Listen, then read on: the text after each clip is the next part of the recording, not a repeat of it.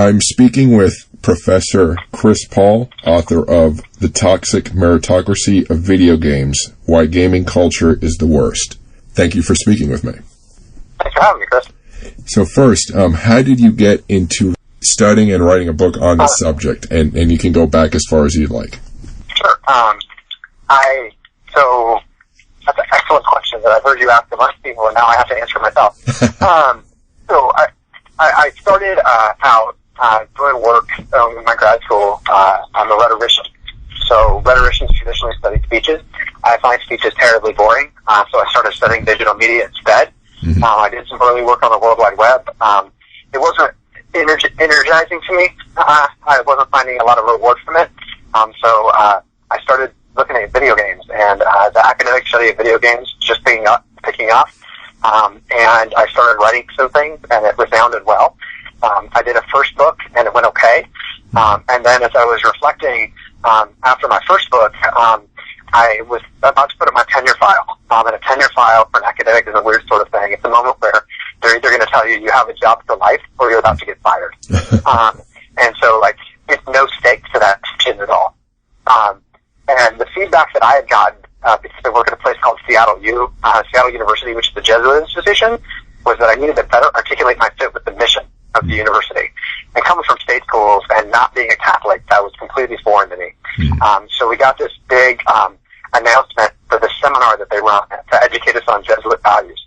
And it went out to the whole campus, and I quickly deleted it. And then I got a specific request the next week that said, "Dear Chris, would you consider this?" And then I'm like, oh, crap, I got to go to it.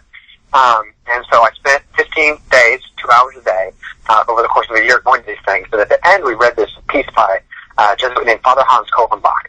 And he laid out this framework for what Jesuit higher education is. That basically had 3 parts, at least to me. The first thing is you should do what you care about.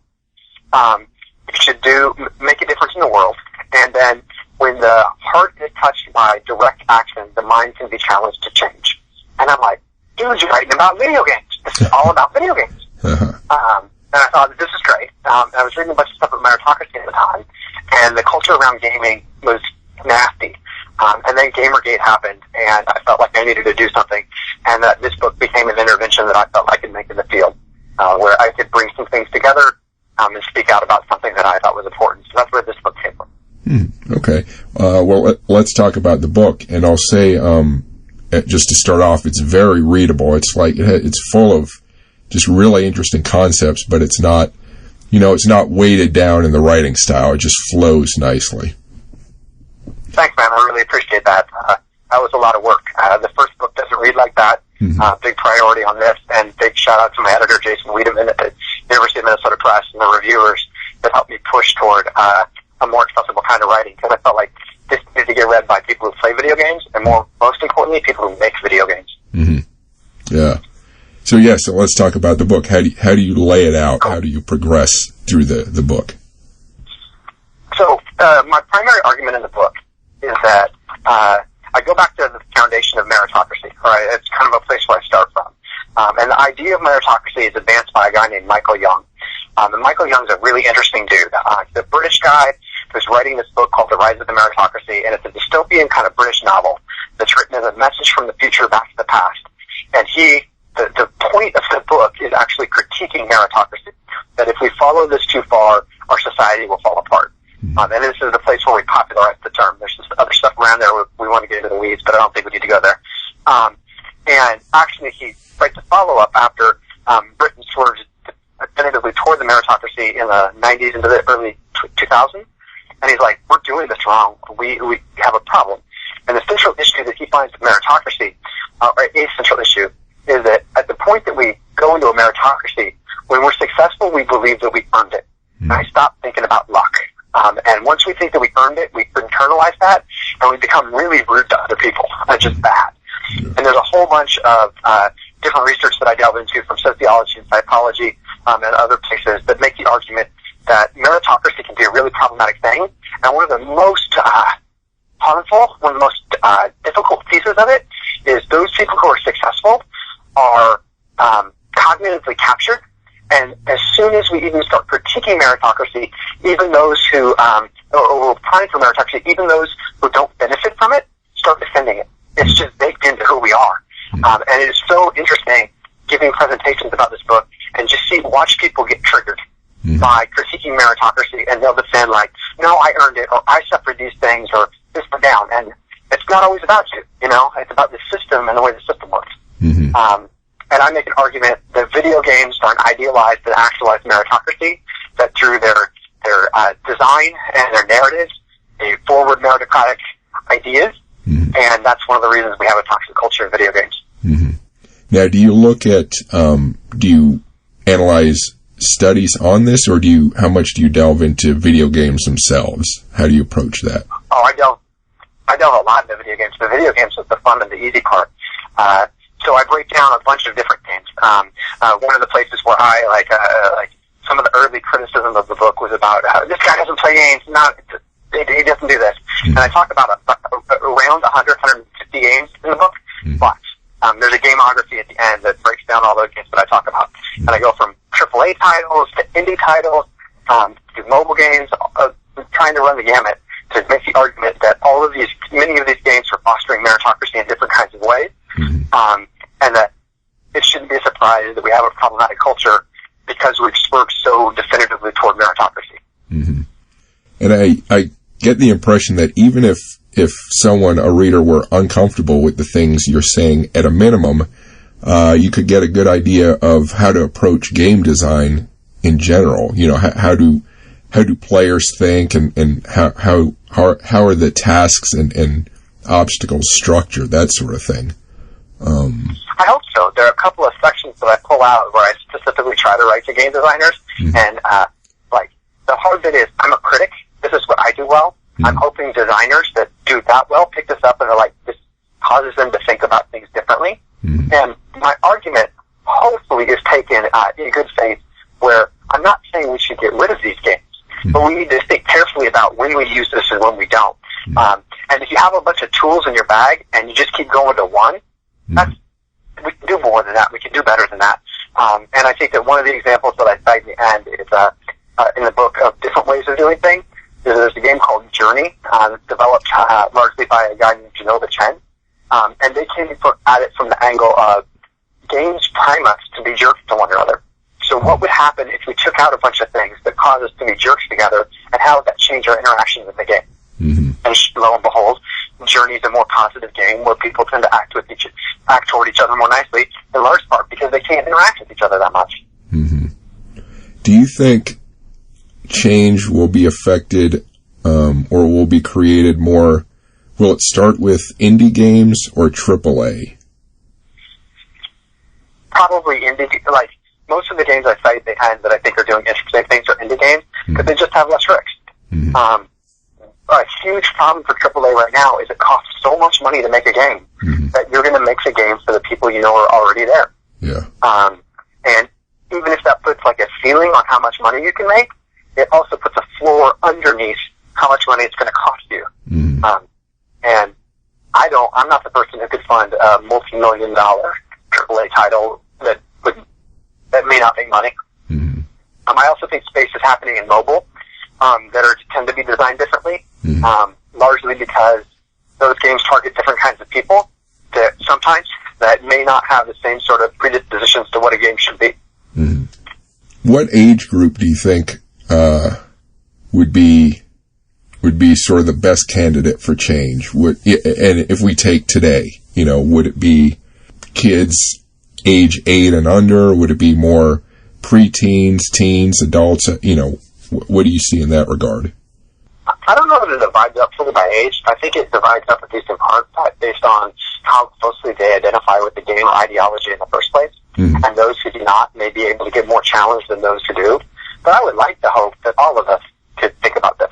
And the intent of what I'm trying to do is at least shake folks that might be thinking about games are only this way. That even if the argument pushes them, get them to at some point think, I see this now, or I see that now. When I teach any sort of media criticism class, the goal of the media criticism is to get you to a point where it changes the way you look at everything for the rest of the time. It doesn't mean you can't still enjoy a game that's meritocratic. I still play them plenty. It doesn't mean you can't enjoy a movie if we criticize it. But hopefully each time you look at that text or the next text, you're thinking about it a little bit differently and start critiquing it internally. Mm-hmm.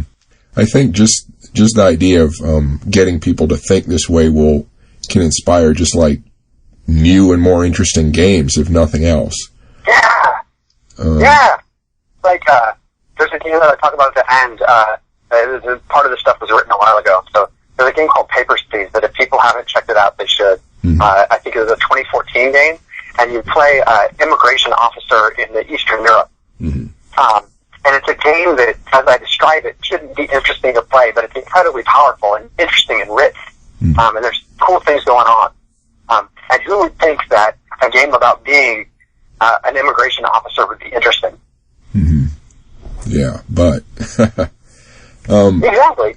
And it's dark and it's powerful and does all kinds of things that make you reflect on, at least made me reflect on my position. Mm-hmm. Yeah.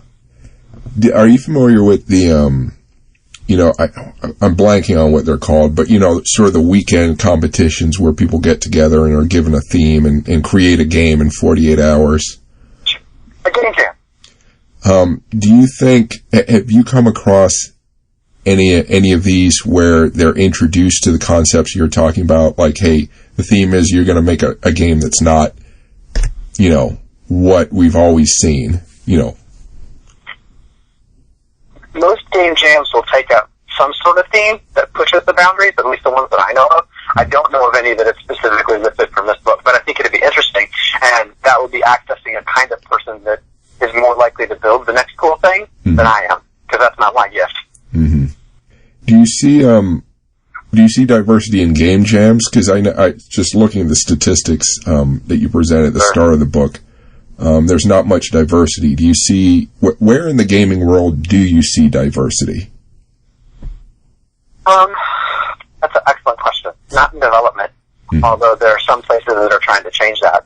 Right, there are some incubators that are trying to get more women into game design. There are some places that are trying to do different things, and there's things like there's a conference called QGCon that is queerness in gaming, and I think that there's some interesting designers working in those spaces. It's hard. I think that there's plenty of political economy critique of the game industry and the way that it drives us to a particular sort of thing. And effectively, if you think about the number of kids that now grow up or have been growing up wanting to be game designers, it's substantial. And then they effectively get churned through a machine. And who's going to put up with that? It's younger folks that are disproportionately white and disproportionately male because those are the gamers that came before them. And they have to put up with working conditions that are problematic, to say the least. And they just get run through the machine, and then there's a ready supply of new people. I think that creating more humane spaces for game design might give us a different population of people. But all of tech suffers from a lack of diversity, right? It's not just video games, although video games are especially bad. Looking and valorizing different networks and finding different people. And in higher ed, it's not like higher ed is a bastion of diversity either. So I'm part of the problem too. Do you think where someone falls on either side of the arguments you're making, does it line up pretty close to sort of their political leanings, or do you see, or is it beyond that? I hope we can cut across.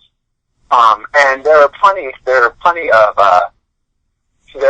of otherwise progressive people that I have triggered with my arguments.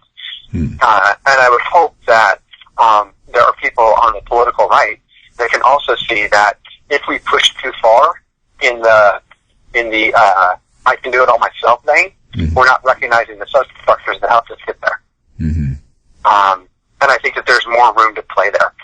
Although when my article, when the book idea, or at least an article about the book, circulated in the conservative blogosphere, that was an interesting moment in the barrel. Yeah. Turning on Breitbart is an interesting experience. Yeah.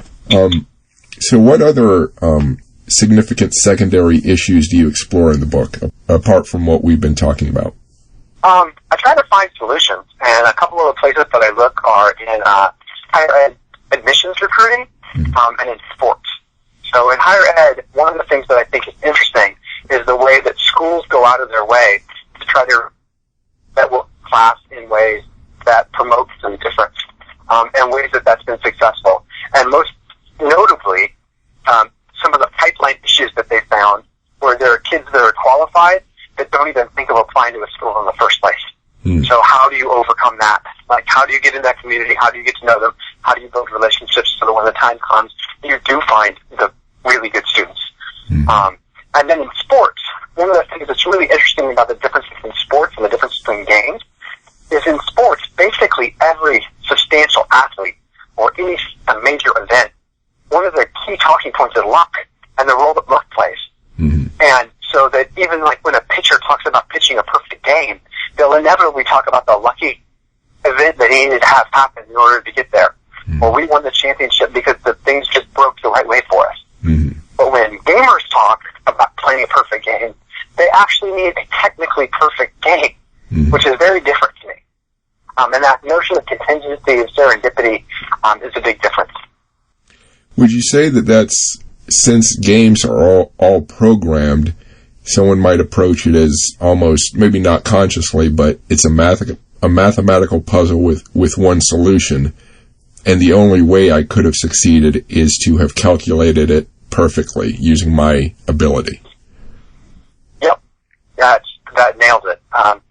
There's a great book in early modern game studies by Jesper Juhl called Half Real, where he talks about video games as a golden combination between computers and fantasy systems, fantasy ideas. And that computers become the rule-following engine that a game gets built around. And games feel like they can be a solved problem, that you can play a perfect game.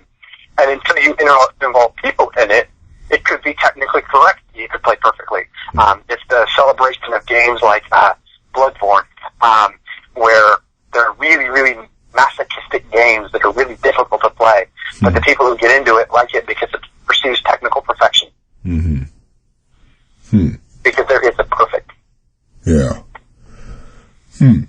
So, what resources did you use to do your research? I mainly look at text. So, for me, I did a bunch of reading, both academic articles and otherwise. I did a bunch of reading game forums, and reading about events on game forums or game journalism. So things like Kotaku and GameIndustry.biz, and basically any sources talking about games that I could, because those generate the text for me to start to be able to make my argument. Then I did a bunch of playing of games and reading about games and reviews of games to try to get angles on how I can stitch my argument together to help it make sense and expand it to as many different kinds of games as I thought was feasible. Okay. And I guess the games, you access them through, because there are many different ways to get games now. Sure. I guess, I'm thinking IO and Steam and then you can just go out and buy them. Yeah. Yep. And play them. And then, talking, like, one of the parts of my writing process is I know I have a decent idea when I can go to a conference and present an early version of the idea in front of some of my peers. And you can just, like, the talking is the important part of the process for me. So I put together an outline, I put together, like, a series of slides, and I put together an initial talk. And then you can just kind of feel the room, and I can feel myself going. And there's this moment where you've got, like, yes, this is something. And that's also a moment where then you start getting feedback from colleagues of, oh, have you looked at this game, or have you done this thing? And as you get reviews back as part of the process of writing the book, and they say, oh, this is good, but if you pushed it this way, it might be even better. Have you ever just watched other people play? There's plenty on YouTube, and there's the competitions you can watch. Do you ever do that? Sure. I'm not a big Twitch person because I'm old, or at least older. That didn't hit me right. But I have some friends that play Twitch. I watch some YouTube videos of the games that I like. It's basically the only way I can keep up with one of the games I do play, which is FIFA, is watching people that are actually good at it and being like, oh, if I push the buttons like them, I'll get better too. And sure enough, watching some of the how-tos, there are people that are much better about games. And that whole industry of videos and streaming and podcasts about games is fascinating too. It's just this thing that comes up and is now incredibly lucrative and a possible career path for people. It's kind of cool. Yeah. And I ask not so much whether you're trying to learn how to win a game, but Sure. if you just watch the game to see how it's constructed and what it takes, what kind of cooperation and, how it fits within the, the theories you're putting out. I try to play as much as I can if I'm going to write about it. Mm-hmm. That said, there are certain games that just don't resound for me or don't land for me in any particular sort of way. Mm-hmm. And there are moments where, like, it's more productive for me to go back and watch the video Mm-hmm. than to play the game. So, like, when I'm talking about the beginning of Skyrim and how Skyrim gets set up, Mm-hmm. it's more useful for me to watch the intro video again on YouTube than play through the whole game, because I want to talk about this particular moment of how this game's set up. So watching through that a couple of times is more, gets me what I need better than playing the deep systems later in the game. Are there any, oh, I'm sorry. It has made my gaming way more instrumental, though. Like, I rarely play games now if I don't have some sort of angle that I'm going to write about later, which is complicated. Yeah. Some of the fun goes away. Yeah, no, I understand. Are there any game designers or game companies that are noteworthy in that they break the meritocracy mold in some way? Sure, I think some indie devs are doing it. I talked about Journey and that game company earlier that I think did something really interesting. I think that the people that make Gone Home did something really interesting when they did that, and people pushing the boundaries of the whole idea of a walking simulator in the first place. I think that indie development is a space where things are getting pushed. I also think that Rocket League is a really interesting game in that while people can be very skilled at it, there's when you're playing basically a version of soccer with cars that you control, there's chance and that kind of comes from sport, which I think is interesting and notable. Okay. So, I can almost guess the answer to this question, but what part of the research was most enjoyable? Oh, actually, I might give a different answer. I like the writing. The writing is really fun for me. When I get to a point where I can finally write and it all comes out and then you have something, that's really cool. But the games are fun too. But some of the fun gets sucked out of the game because I'm playing the game with an angle rather than playing the game to play the game, if that makes sense. Yeah. Do you ever catch yourself trying to write notes while you're trying to play a game and you mess up your... Oh, absolutely, right? Because you're distracted. Like, you're not doing the same, I'm not doing the same thing. And there are games that I have largely enjoyed that I've had to put down because, I don't have an argument here. And I have limited amounts of time. So, why am I spending my time doing this? The moment that games become your research, it's always really interesting teaching a video games class because I'll get a certain number of students in the class that want to take it because it's a video games class, they think it's going to be easy, and they think it's going to be fun. And the moment playing video games becomes their homework, there's just this delightful recognition of the class that this is no different than the forced reading they were having to do in another class. It's great. What did you find that was most surprising in your research? I think it was how pervasive this was. That it didn't really take long to find examples to build out the book. And it was more about what do I need to cut and what do I need to include. And I thought that was really interesting. That it was less about finding enough examples and more about what can't I talk about because I just can't have this book be infinite in length. And that's the bit where I also knew I was onto something. Yeah. What did you find to be the most difficult issue or question to research that maybe you still aren't sure of an answer for? How much of the history of meritocracy to include and how much of it to leave out. That was a debate that my editor and I had for a while of how much of this is stuff that I needed to research and write about to get me to a point where I could write authoritatively about the subject, and how much of it did the reader need. So there's about another, several thousand words that ends up getting chopped from the book at one point because it's basically just a historical tour of meritocracy and the way that it's worked over time that I probably needed to do that work, but it just read flat. And getting to that point of recognizing, that some of your best stuff or some of the stuff that you're most attached to needs to get cut to serve the bigger purpose of the book, that's always a tough one for me. Yeah. Was there anything you discovered that emotionally moved you, either positively or negatively? The research by Shannon McCoy and Brenda Major about how we get triggered when we talk about when we're primed for meritocracy, we get triggered and we start defending the system, even if we aren't benefited by it. That was a moment that was just like, oh my goodness, so much stuff makes sense. It was like the pieces click into place, and you're like, I understand what's going on right now and why this has been so hard for me, and it's why it's so hard for people to hear it, is that we tend to defend the system, especially those of us who benefited from it, because we want to believe that our skill is what got us here. And it made perfect sense, but it was a moment of great emotional resonance for me.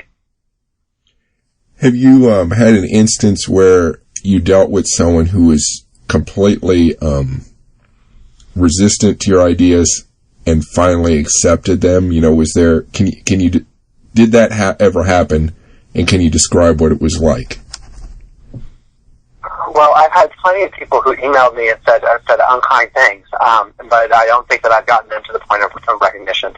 I do think there's some folks in the game studies community who didn't figure out quite how sharp my critique was and what they would make of it, and they've come around a little bit on it, and I think it's infiltrated them. I have a colleague that calls a lot of the work that I do is stealth feminism, because I'm a straight white dude, so you don't see it coming the same way. That I can my positionality lets me talk to some people that might not receive it well otherwise. And I think that's worked on some people. And you just get this moment where they don't necessarily realize, they don't necessarily acknowledge, but then you can see their work moving forward. It's changed a little bit, right? And it just moves it tick. And that's really what you're going for. It's unlikely that you get that awakening Hosanna moment of like, my whole world has changed. But when you can move them just a tick, that's interesting. And I think the flip of that is that there are people that I work with at my school that take video games a lot more seriously now. It was really cool to go back to the mission and ministry folks who got me hooked on the root-based seminar in the first place, who changed the way I think, and be like, you know what I got? I just wrote a book about video games that I couldn't have written without you guys. And they're like, you wrote about what? And it was like, I presented at a couple of Jesuit conferences, and watching them take video games seriously has been really cool. Yeah. I mean, it's still amazing to me that people don't recognize the societal changes that video games are creating and will continue to create. Just in the field of learning. I mean, people are now learning with video games, and not just knowledge. They're learning reflexes. They're learning physical skills using video games. And I think that a side related issue to that is that some of us that are proponents of video games don't always recognize that if there's likely good, there's also likely bad, and we probably need to own all of that, and we probably don't know enough about it yet, so temper all of our enthusiasm and hatred altogether. You know what I'm saying? Yeah. It's not just a magical thing. It's also got some problems, and we don't fully understand how this media form is going to work. So let's keep working on it. Let's keep working through it together and see what we can learn. Yeah. I was also... It's surely important. Oh, yeah. And I was going to just comment on something else that you said, about stealth feminism. There's also the argument that, you just feel guilty for all the good things that you have, that you're trying to make up for guilt. I'm sure you've heard that argument as well, or that criticism. Yeah, guilt doesn't really drive me, because I own my lucky pretty well.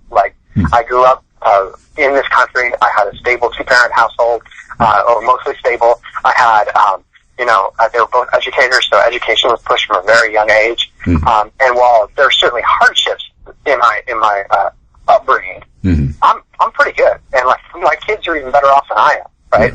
And I can look back at my specific life and point to examples of just stupid, dumb luck. I tried to do something wrong, and something broke for me.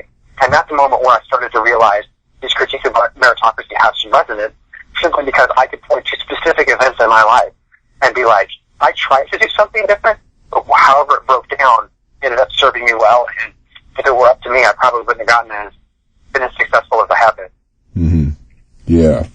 It brings in all kinds of ideas of critical thinking, experimentation. What else? I had another thought. And also, trying to bring in more people. Team effort, I think, creates bigger things than if you just try to be the lone guy who does it, I'll be the top dog and Yeah. So. We just get more cool stuff when we bounce off of each other. And when we bounce off more different kinds of people with different kinds of ideas, we can do more cool generative stuff together. Oh yeah. Yeah. Getting locked into one way of thinking, it just means you're not going to advance anymore. Yep. So I think it's important across the whole, any kind of science, any field of science. So. Mm-hmm. So what do you, and another question which I think we've already maybe answered, but I'll ask it. What do you hope the book will do? I hope it gets people thinking and talking a little bit. I deliberately wrote it to a broader audience so that it should be accessible to anybody. It's not, it was deliberately written not to be another academic tome. And I would love to see some game designers read it, and I cannot wait to see what games they make afterward. Like, I look forward to playing them. That's the biggest thing. Yeah. Can you speak to any difficulties you had in getting the book finished or published, and how you overcame those?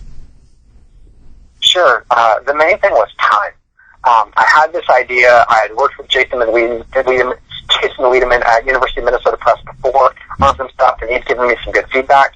And the process of having the idea to having the book in my hands was about 4 years. And it just is slow, right? You write some things, you get some feedback. It was feedback, you incorporate those things. It takes a while to get the feedback, and the back and forth just takes time. This book started out as it was going to be a 30,000 word project and a short book, and then it just grew. So that was interesting.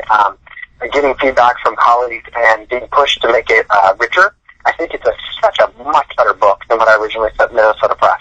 And I'm really thankful to the editorial staff there and the reviewers that they sent it to really give me some good feedback to push it forward. But it took a while. And that's hard because in a process that takes, several years, you can't write with the word recent. Because if you write with the word recent, 3 years later, it's not recent anymore. So you have to figure out and plot your book around this needs to last longer, which I think was also good for me. So hopefully the book has resonance moving forward in the future, because it's not just something that's written for right now.